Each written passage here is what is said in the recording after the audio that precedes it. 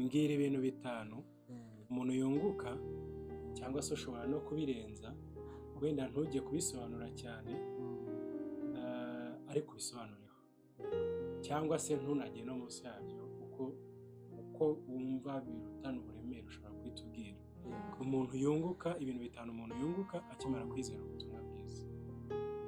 Iyo umuntu akizera ubutumwa bwiza, ikintu cya mbere yunguka nk'uko Imana ibivuga ni ukugira ngo uwizera wa Kristo atarimbuka ahubwo ahabwe ubugingo buhoraho. Ikintu cya mbere yunguka ni ubugingo buhoraho. Sibyo? Ni izo mbabazi Imana imuhera muri Kristo, ndetse ni ugukubabarirwa ibyaha imuheramo no kuzabana iteka ryose. Icya kabiri yunguka ni uko Imana imuha amahoro kuri yo.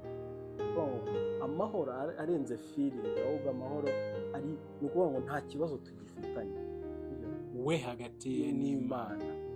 Byanditswe bikanatubwira ko ahinduka umwana wayo, kuko nta hostility kirimo mu mwana wayo. Ayo mahoro atandukanye n'ayo umuntu ashobora kugirana n'undi se hano mu isi?